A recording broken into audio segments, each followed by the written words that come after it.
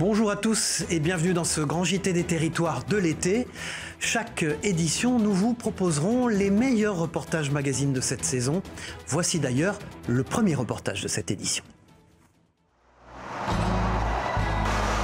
Il est parfois des rêves d'enfants que l'on vit au quotidien. Philippe préside l'association Limousine des sports aériens. Je m'occupe de sortir les planeurs. C'est avec celui-là que je vais vous emmener. C'est un planeur biplace. Et on le pousse en mettant les mains bien à plat là. J'ai toujours rêvé moi de voler quand j'étais jeune et j'avais peu de moyens. Et donc à l'époque, c'était le moyen le plus accessible pour piloter. Pour apprendre à piloter, c'était de faire du planeur. Donc j'ai appris à faire du planeur, j'avais 17 ans et là j'ai 63 ans et j'en fais encore. Là le vent il n'est pas très fort. Si je peux monter assez haut, on peut éventuellement aller à Cognac-la-Forêt. L'un des objectifs de l'association, favoriser la pratique du vol à voile et lever ses appréhensions. Je dirais même que c'est même plus sûr que l'avion, parce que nous on sait se débrouiller sans moteur. On est déjà en panne, si on peut dire ça comme ça. Et donc c'est totalement contrôlé et je trouve que c'est même un sport plutôt sûr, je dirais. Avant de voler, on s'assure que le planeur il est en état. Et cette visite-là, on la fait tous les jours. Ça fonctionne, à droite, l'aileron se lève. Une fois les vérifications d'usage terminées, il n'y a plus qu'à s'installer à bord, place au vol.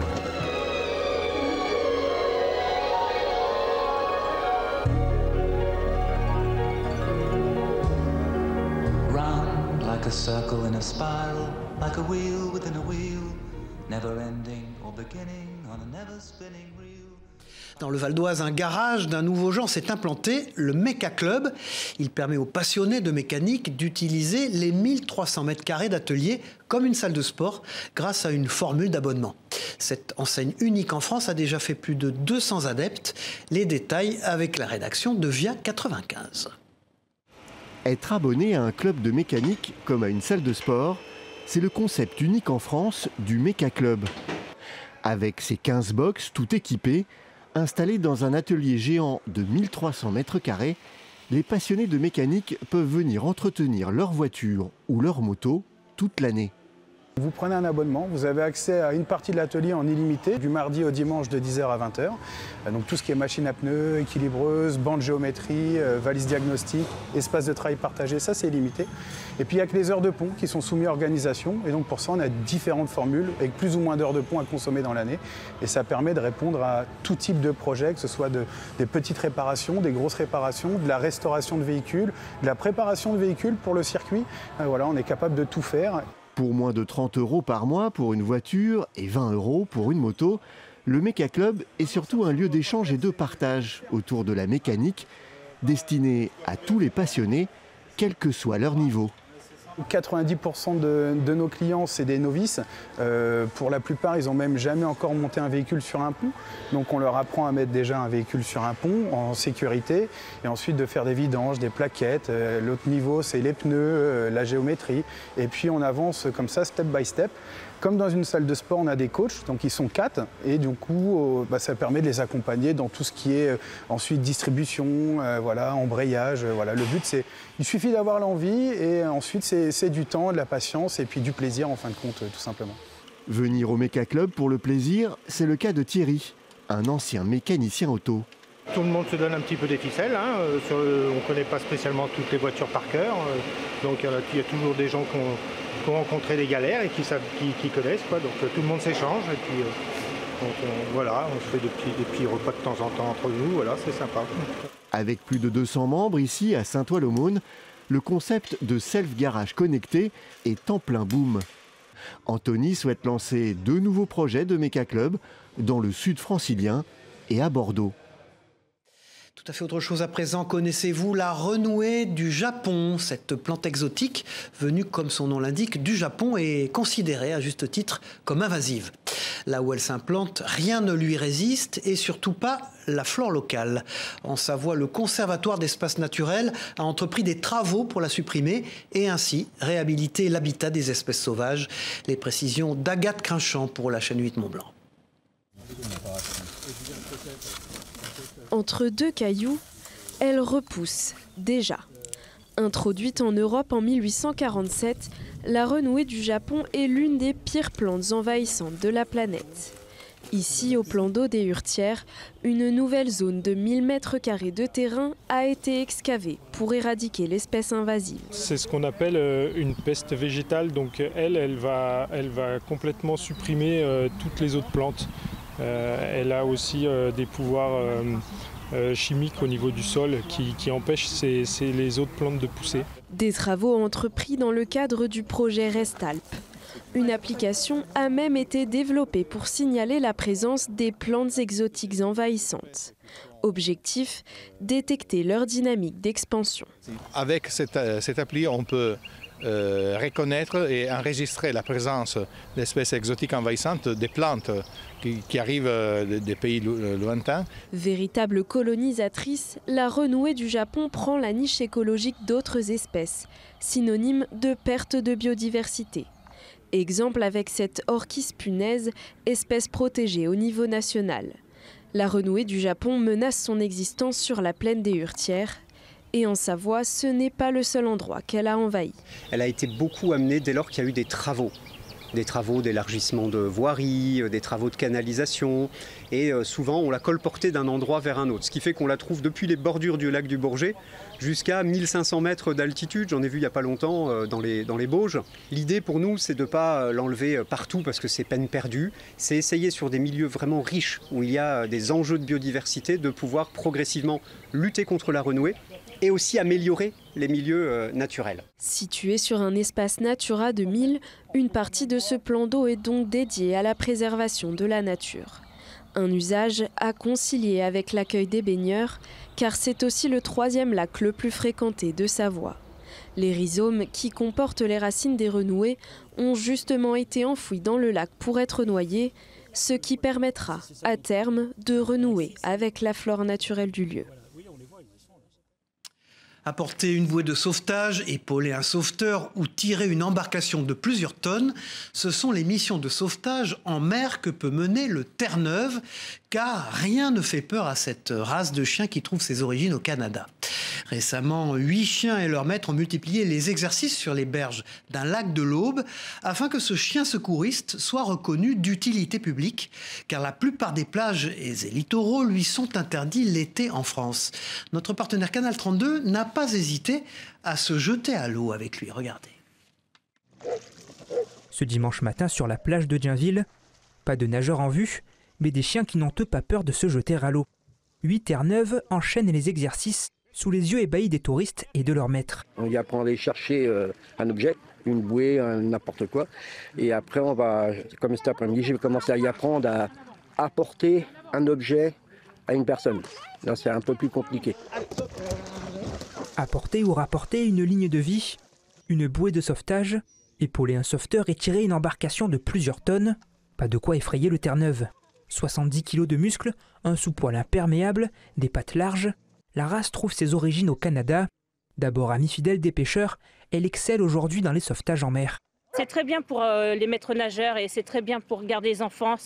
Instinctivement, en fait, les Terre-Neuve regardent les enfants ou les gens s'ils se noient. Ils vont essayer de les sauver. Et en fait, c'est un chien qui a beaucoup de caractère. Des qualités innées et un instinct qui ont séduit Vanessa et les membres du club champenois de chiens de sauvetage nautique. Une journée d'exercice pour le plaisir de voir leurs chiens en pleine nature. Mais attention, pour l'instant, il n'est pas question d'intervenir officiellement. Nous, on a un club, on va dire, on n'intervient pas sur des lieux pour faire du sauvetage à proprement dit. Parce que pour être sauveteur avec un Terre-Neuve, il faut être sauveteur nautique. C'est une passion. Et puis, on le fait sérieusement parce que on peut des fois être amené quand même à intervenir. On se balade avec notre Terre-Neuve et puis on s'aperçoit qu'il y a quelqu'un qui est en train de se noyer ou qui est en difficulté. Ça nous permet d'intervenir quand même. Si le Terre-Neuve aime l'eau, la plupart des plages et littoraux touristiques lui sont interdits l'été en France. L'association milite pour que plus d'espace lui soit aménagé.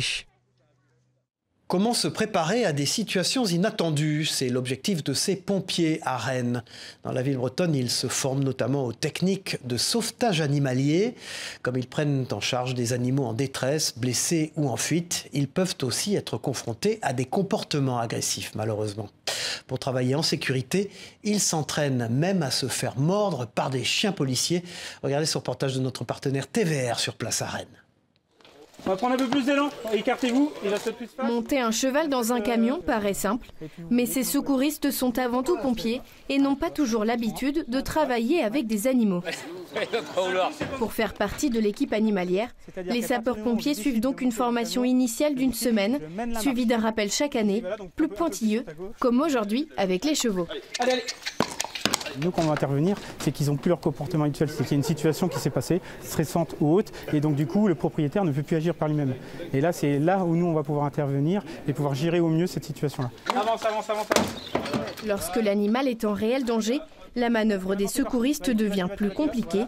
Ils doivent donc se préparer à toutes les éventualités. Le fait de travailler dans un cadre sécuritaire comme ça, ça permet d'appréhender les choses et puis de démystifier ce petit cheval qui est un peu majestueux et puis qui peut faire peur. L'équipe animalière peut intervenir pour des chiens, des chats, des reptiles ou même des animaux d'élevage, comme ici pour cette génisse retrouvée sur la rocade de Rennes. Du fait que cet animal peut présenter un danger de suraccident au niveau de la voie publique ou de la circulation avec les voitures et les camions qui traversent. Pour les maîtriser, malheureusement, soit on arrive à les contenir dans un endroit qui est clos. La deuxième solution, c'est de les endormir. C'est tout l'enjeu de ces mises en situation. Et après quelques heures d'entraînement, les pompiers finissent par apprivoiser le cheval. Ils descendent très très bien. Restons en Bretagne maintenant avec la renaissance d'une bâtisse historique, celle du château de Kerlody, laissé à l'abandon depuis plus d'un demi-siècle. Celui-ci connaît une nouvelle vie depuis son rachat par un propriétaire normand en 2014. Le site vient aussi de bénéficier du financement de la mission Patrimoine, 215 000 € pour accélérer les travaux les plus urgents. Un sujet de Valérie Leroux-Coleno pour TBO, la chaîne du groupe Le Télégramme en Bretagne. C'est en se baladant en famille que ce Normand découvre il y a plus de 10 ans des cheminées qui dépassaient d'un énorme mur avec du lierre entouré de ronces. Et j'ai voulu voir un petit peu ce que c'était. Un ancien manoir du XVIIIe siècle avec vue sur la rivière de Morlaix et l'île Calotte. En 2014, en partie, puis en totalité en 2018, il en fait l'acquisition. Aujourd'hui, seul le petit pavillon est rénové, ainsi que l'ancienne cuisine du château. Mais l'aile est reste-t-elle, comment dire, très aérée? Quant à l'aile ouest... C'est la partie qui est la plus urgente à reprendre avant qu'elle ne s'écroule complètement. Au moins stabiliser la maçonnerie. Je pense qu'au début, il ne faut pas trop regarder le coût financier, il faut y aller petit à petit parce que sinon on se décourage. La famille a déjà investi plus de 400 000 € pour donner une nouvelle vie à ce bâtiment. Alors, être sélectionné par la mission Stéphane Bern. C'est une heureuse surprise, inespérée. Mais des travaux que j'aurais remis facilement à dans 10 ans vont pouvoir avoir lieu dans 2 ans. Pour la Fondation du patrimoine qui a proposé la candidature de Kerlody, celui-ci remplit tous les critères de sélection. Des bâtiments visibles de la voie publique, qui n'est pas inscrit à l'inventaire et donc qui ne reçoit pas d'aide. On ne labellise que dans la mesure où les gens reconstitue le bâtiment tel qu'il était à l'origine. Ça peut être 50 000 € comme ça peut être plus, tout dépend évidemment du loto. Soutenir le patrimoine, privé ou public, c'est aussi pour la Fondation la promesse de soutenir toute une filière dans la région. 3 autres sites ont été récemment sélectionnés dans la région. L'église de Pontrieux dans les Côtes-d'Armor, celle du Verger en Ille-et-Vilaine et le manoir de la Cour de Launay dans le Morbihan. Depuis 2018, 27 projets bretons ont bénéficié du soutien de la mission Patrimoine et 31 millions d'euros reversés. Allez, remontons dans le temps dans ce journal pour découvrir ou redécouvrir d'anciennes machines agricoles. C'est l'histoire d'une passion, celle de Serge Vallée, que je vais vous conter maintenant, un agriculteur de la Sarthe, amoureux des chevaux de trait et de l'agriculture à l'ancienne. Dans son champ, il cultive chaque année plus de 2 tonnes de pommes de terre uniquement avec le travail de ses chevaux et de ces vieilles machines agricoles. Un reportage d'Anthony Piton pour LMTV Sarthe. Regardez. Ça, c'est un Brabant à 2 chevaux, c'est-à-dire qu'il est réversible. Alors ça s'appelle une rotteleuse, c'était pour récupérer le foin qui avait été fané. La collection de Serge raconte une époque, celle de l'agriculture des années 50, avant les tracteurs. Ces machines sont toutes en état de marche. C'est surtout une valeur sentimentale parce que tous ces gens qui ont travaillé avec ça à l'époque où ils n'avaient que ça pour se servir, je pense qu'ils ont été très très méritants.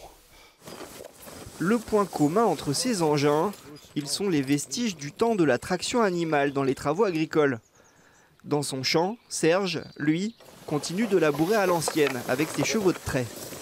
Personne ne veut se servir des chevaux, ne peut se servir des chevaux parce que les chevaux c'est bien, mais il faut qu'ils soient éduqués pour pouvoir travailler comme ils travaillent là. S'il fallait vivre du travail des chevaux comme moi je travaille, je ne peux pas vivre. Il y a l'entretien du cheval, il y a le maréchal, il y a le vétérinaire, il y a le suivi sanitaire et ça a un coût.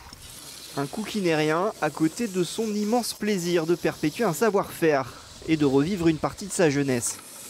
J'ai travaillé avec les chevaux moi jusqu'à 14 ans. C'était une très très belle époque. Tous les voisins s'entraidaient, tout le monde se donnait la main, tout le monde...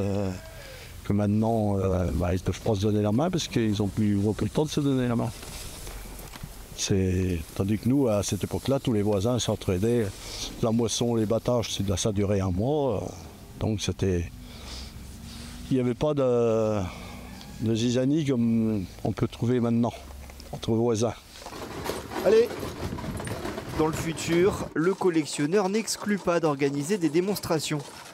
Mais son souhait le plus cher, ça serait de transmettre pour que la tradition ne disparaisse pas. L'amour des traditions nous conduit dans les Vosges, maintenant dans un atelier hors du temps, celui d'un artisan italien qui consacre sa vie à la reproduction de reliques. Boutons d'uniforme, vêtements ou pièces de monnaie, rien ne se perd, tout se restaure et tout se fabrique ou se refabrique. Reportage d'Hélène Leplat pour Vosges Télévisions. Travailler dans le temps et plonger dans le passé, c'est la traduction même en latin de Labor Temporis, le nom de l'atelier créé en 2016 par ce fondeur d'art dans le village de Removille près de Neufchâteau. Et rendre visite à Marco Di Saro, c'est traverser les âges. Cet artisan d'origine italienne s'est spécialisé dans la reproduction d'objets historiques sur une période couvrant l'Antiquité à la Première Guerre mondiale. Il fabrique par exemple des boutons d'uniforme des armées napoléoniennes ou des monnaies de l'Empire romain. Jeune, il se prend de passion pour les reconstitutions historiques et décide avec des amis de vivre à l'époque médiévale. On a reconstruit les habitants de notre ville, des habitants simples, voilà, pas des riches à l'époque. Et donc on a commencé comme ça à la fin du XIIIe siècle. Après, on est passé par passion au Premier Empire napoléonien, parce qu'il y avait des régiments italiens qui ont combattu pour la France. Pour vivre pleinement sa passion de l'histoire, Marco Di Saro va suivre une formation en bijouterie et se spécialiser dans la fonderie d'art de métaux légers non ferreux. Dans son atelier, il réalise ses moules selon la technique de la fonte à cire perdue, d'où sortiront des pièces de l'époque choisies, comme cette boucle de ceinture romaine. Le geste, lui non plus, n'a quasiment pas changé. Ça change un peu la forme et les matériaux des outils, mais à la fin, sont plus ou moins les mêmes. J'ai part de la documentation d'origine, disons à peu près au 80% des pièces, même plus. Et de là, avec les dimensions, les matériels et la forme, je vais recréer l'objet. Les articles sont remarquables de précision, fabriqués essentiellement en laiton ou en bronze. Marco Di Saro possède ainsi toute une collection de pièces de monnaies antiques. Ah voilà, ça c'est un des premières pièces. C'est vraiment, avec ça on peut tuer quelqu'un. C'est vraiment très très lourd et très gros. Ça c'était un des premières pièces en bronze, les sesterces en fait. Ces petits objets en série ou à l'unité sont commercialisés en ligne, essentiellement auprès de musées, un monde de connaisseurs. Et sur l'époque choisie par l'artisan italien pour ses créations, ils sont moins d'une dizaine en France à exercer comme lui ce métier original. Allez, intéressons-nous à présent à un autre métier dans cette édition et à un navire méconnu de la plupart d'entre nous, la pilotine. Un navire puissant à la fonction particulière, transporter des pilotes spécialistes des entrées et des sorties de port à bord des ferries, des paquebots ou des cargos, comme vous le voyez sur ces images de nos partenaires en Corse. Un bateau et un métier atypique et non sans risque. Écoutez ces précisions recueillies par Maï Poupard et Paul Claret de Télépaésé. Alors notre métier consiste à faire entrer des bateaux ici sur la station de l'île Rousse et de Calvi. C'est des bateaux à partir de 60 mètres, tout ce qui est yacht ou navire de plaisance et surtout de commerce, et les faire entrer en sécurité. C'est surtout des bateaux qui sont très puissants pour affronter les mauvaises conditions météorologiques. Ce sont des bateaux qui sont relativement stables, qui permettent de passer du portique que vous voyez à l'échelle de pilote et qui nous amène à bord en toute sécurité. Voilà, direction la Martinique à présent dans ce journal pour remonter l'histoire d'un accessoire de mode traditionnel, le marée-tête. Ce foulard vieux de plusieurs siècles s'adapte aujourd'hui à toutes les tendances. Et au-delà de l'aspect esthétique, il s'agit surtout d'une technique de nouage bien particulière, revisitée par une habitante de l'île. Gagnou Tom, de la rédaction de Via ATV, s'est rendu dans son atelier à Fort-de-France. Regardez. Nouer le marée-tête, c'est un geste vieux comme le monde. La pratique est née sur les berges du Mississippi en Louisiane en 1785. Une loi impose aux femmes de couleur de couvrir leurs cheveux. En réponse à l'asservissement, les affranchis transforment le foulard en accessoire de beauté. Aujourd'hui, le marée-tête est un véritable accessoire de mode. Coloré, de différentes formes, il se revisite selon les tendances. L'art de nouer le tissu, lui, n'a pas changé. Emmanuel le pratique au quotidien dans son atelier. C'est le modèle de la bamboche, qui est un jeu en fait de superposition de tissus et dans lequel il n'y a pas de nœud. Et en fait, les plis permettent après au tissu de rester bien stable. En fait, le marée-tête est antérieur à la coiffe créole traditionnelle qui a été portée pendant longtemps avec la robe créole. Un savoir-faire traditionnel qui fascine depuis toujours la styliste.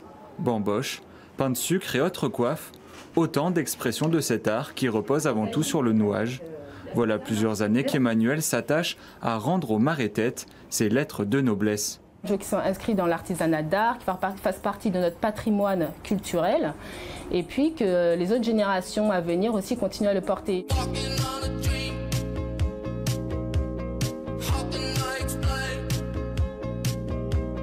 Pour promouvoir son travail, Emmanuel fait régulièrement des shootings photos, l'occasion pour elle d'essayer et de peaufiner ses créations. Les photos sont publiées sur les réseaux sociaux. C'est le seul réel support que j'ai pour faire connaître mon travail. Après, effectivement, plus je travaille, plus je vais faire des photos, plus je vais voir ce qui va, ce qui ne va pas, ce qui est amélioré ou pas. Moi, quand Emmanuel me fait un marée-tête, je me sens vraiment valorisée, belle. Là, je suis belle, mais là, je le suis encore plus avec le marée-tête. Et voilà, c'est quelque chose de unique et c'est un patrimoine à apporter. La styliste donne également des cours dans lesquels elle enseigne les techniques de nouage pour un parfait marée-tête. Elle vous attend dans son atelier à Fort-de-France. Voilà, refermons ce journal à présent avec la découverte d'une splendeur de notre patrimoine national. En Occitanie, l'histoire du village de la Couvertoirade est synonyme d'histoire et d'aventure. Cité bâtie par les Templiers au XIIe siècle, la Couvertoirade entraîne ses visiteurs dans une plongée au cœur de l'histoire et des croisades. Une immersion au temps du Moyen-Âge dans laquelle nous conduit Anne-Sophie Pellegrini de la rédaction de Via Occitanie. Un reportage éblouissant, vous allez le voir. Tous les chemins mènent à la Couvertoirade, mais un seul à son village fortifié. Bâtie sur le plateau du Larzac, en Aveyron, la cité de la Couvertoirade, fondée par l'ordre des Templiers, a comme un air de légende. C'est en montant sur cet éperon naturel qu'on arrive au cœur de l'histoire. C'est vraiment là le temps des Templiers, vraiment. C'est la partie historique la plus ancienne. Château Templier, XIIIe siècle. En Occident, les Templiers se voient attribuer de nombreuses terres de culture et d'élevage dont les revenus sont destinés à la guerre menée en Terre Sainte. Le plateau du Larzac constitue une base stratégique pour les chevaliers du Temple, car situé à une centaine de kilomètres d'Aigues-Mortes, lieu d'embarcation des croisés. Le seigneur de Montpan va donner cet éperon rocheux, là perdu au milieu de rien, aux Templiers qui, eux, vont nous ériger ce château, qui est un peu une énigme pour les historiens parce que c'est le dernier, l'unique château templier que l'on ait en France. Alors pourquoi sur cet éperon rocheux? Parce qu'on domine, donc on pouvait défendre naturellement, et puis surtout à la Couvertoirade. Il y a quelque chose d'essentiel sur le Larzac, c'est une grande réserve d'eau.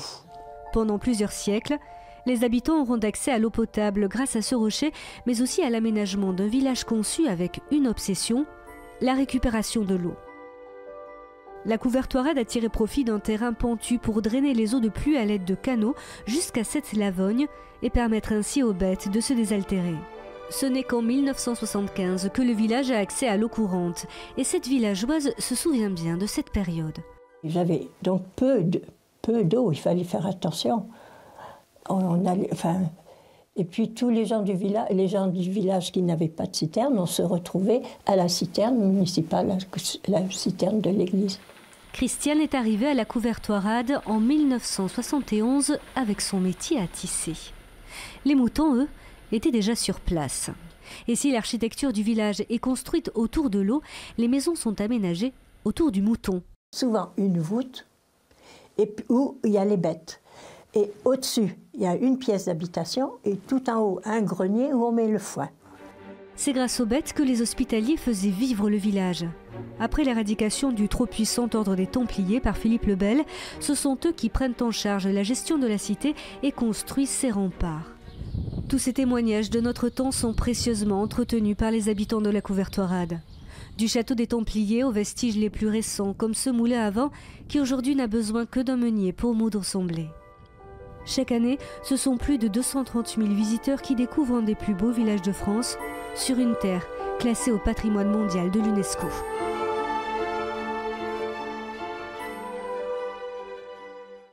Voilà, c'était le grand JT des territoires de l'été. Merci de nous avoir suivis. On se retrouve très vite pour une nouvelle édition d'été. Au revoir à tous.